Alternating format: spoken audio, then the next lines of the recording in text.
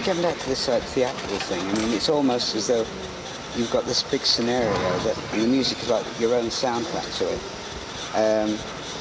It's typical radio music, because when you play the intro, it's sort of like, hey kid, remember this one? You know, like when you'd get around, I mean, you've created your own sort of classic rock and roll riffs that you've learned from listening to other people. It's sort of, you know, if you were going to play like Satisfaction, hey, remember this one, kid, so, but instead you play Born to Run. Right. And then in the first sort of verse, and the music completely sets the scene of what that song's all about. You know, well, it was like when I was writing the songs, I was thinking, gee, what did I like about the older songs or something, and the immediate identification. But you paint the picture straight away, though. I mean, you just sort of outline it. This is on the outskirts of town, we've got a motorbike or a car, there's this girl with me. And it's straight away, you know, you don't have to get into 3 or 4 verses to understand what the song's about. It's straight in there. But on this album, even more so, I tried to...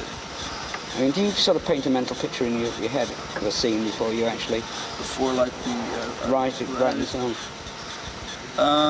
No, usually it's more in sort of an intuitive kind of thing, you know. Yeah. I'll have a feeling, maybe, you know, like in Darkness on the Edge of Town or something. I'd have a particular feeling. I'd have like a first line, still racing out of the traces, you know. And, but I wouldn't really... It's sort of go where the song goes, you know. And, I mean, you know, your stuff, it's very intimate with the listener. There's a lot of, it's not claustrophobic, there's a lot of open spaces in it. It's sort of, you can listen to it and breathe. You're not sort of hemmed in by sort of maybe despair or, you know, things aren't going right. There's always sort of a light at the end of the tunnel. You know, I mean, it's not negative, your stuff. No, I never meant it to be that, you know. It was like, even with the new album, which got interpreted by a lot of people as being sort of pessimistic, you know, which it was funny because I never, all the while I was in the studio, one thing I was sure about was that's not what it was about for me, you know. It was about like, you know, it was the kind of thing, it was simple as this, you know. It's like every day there's people trying to hold on to what people try to beat out of you, you know. Yeah, well, that comes through. And that's sort of the idea. That's what, like, that's the main thing that the characters on that album are doing, you know. I mean, it's almost the kid can go, say the kid's having a hard time in his life, he can go away and say, oh, well, it's working for him, maybe it will work for me. You make people think about their own situation. Do you feel that maybe the more you get successful, it'll be harder to relate, or will you just sort of say to kids, well, look, this is what's happening, this is what can happen? It's the kind of thing when you're so intimate with your listener. See, people make the mistake of thinking that physical things are what you know, what make people lose contact or get contact. You know, and I guess maybe with some people, they can be distracted by it, like if all of a sudden there's money or they have a car they didn't have before. You know, but from the very beginning when I first started, I was playing for like different stakes, you know, like that stuff. That's like that's the booby prizes, you know. Every rock star gets his fucking limo or whatever, you know. But that's the fucking movie prize, you know. That's the joke. That's the joke's on you, you know. And if you settle for that, then you like, you know, you just might, you know, throw it all away, you know. And I always thought that, you know, you win it or lose it, you know, inside, you know, and like... I mean, you've got your own sort of assessment of what is success. Yeah, you know, like I know what's important to me, you know, and like, I know if I go out there and I don't do what I think I should do, no matter what I ride home in that night, I'm not going to sleep when I get in bed, you know. But you make a very heavy commitment to the audience makes a very heavy commitment back to you. I mean, the thing is that even down the front, they'll sort of, you fall in the audience, they'll push you back. And it's sort of like if you're in a crowd and you fall into them like that, there is a kindredship there that I haven't ever seen at a concert before there. I mean, I can understand why you don't have a support band. The worst thing you could do is to use a support band, because as soon as you go on stage, you want that particular atmosphere set for the whole night, and another band could do a totally different atmosphere. You know, it's the thing with there's a real, kids they know what you're giving and how you're giving it, and I think that they respond like. What I noticed as well, what you were doing is basically taking a club set into a hall. The 2 sets where you go off, have a beer, change your shirt, and you stick the jukebox on. So I listened to what was on the PA over there, but it was just the same. When it comes off, when your favourite band comes off, you just go and put the jukebox on for your favourite records. So the atmosphere, I noticed, was maintained by sweet soul music and all those things going on. It's more like this is more like a bar kind of set, you know. The only difference is that I don't know how. I guess each set's an hour and a half. Yeah, but you don't have to you're not really going on and following yourself. You put the jukebox on, sort of thing, and it's right. We've got a clean shirt on. We've had a towel down. Come on, these are the other songs.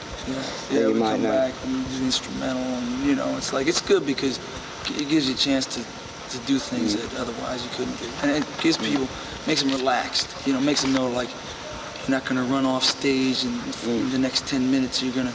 You know that you're like you come to town and you settle in to stay for a while, you know, and it lets down some of that panicky or some of that feeling that I think leads to chaos or something. I mean, the audience. I mean, the whole thing was. I mean, even when you did 2:45, which for most of these kids out there is a brand new song. They've never heard the original, and getting the response back. Oh yeah. So I've noticed in your songs as well, women seem to play an important part. There's always some girl in the background that you're either sharing the song with. She might be actually named, defined, or sometimes she could just be. I mean, how important are women in your life? You're not very. I'll tell you something. You're not chauvinistic in your lyrics at all. You treat your ladies very, very nice in songs, but it seems that maybe they don't always treat you the same way back. I don't know. It's hard. I think it's any time that you have something that is. A devotion, you know, where it's like more than a job, you know. It's hard to be, I don't think you can be devoted to too many things, you know. Like I have a hard enough time, you know, doing this one thing, you know, and... I mean, do women either help or distract?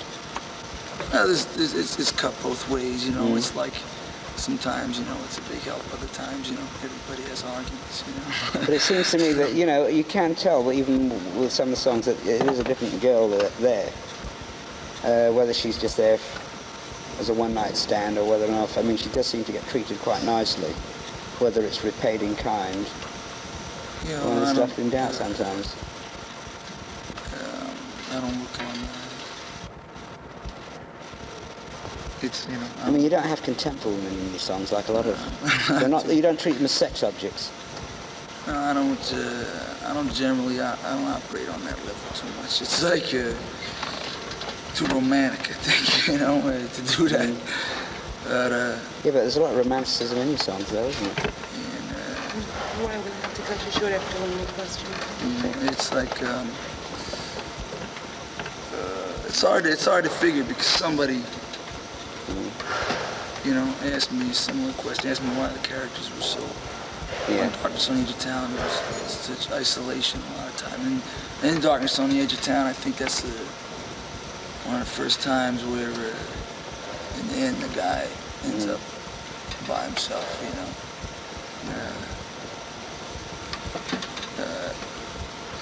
It's I don't know how it all fits together. I guess it sort of mirrors what I go through myself, you know. And there seemed to always be sort of a side thing, you know. It's like it's a drag because, like, you have a girlfriend, and when you make a record, that's the end of that, you know. And because there's certain things that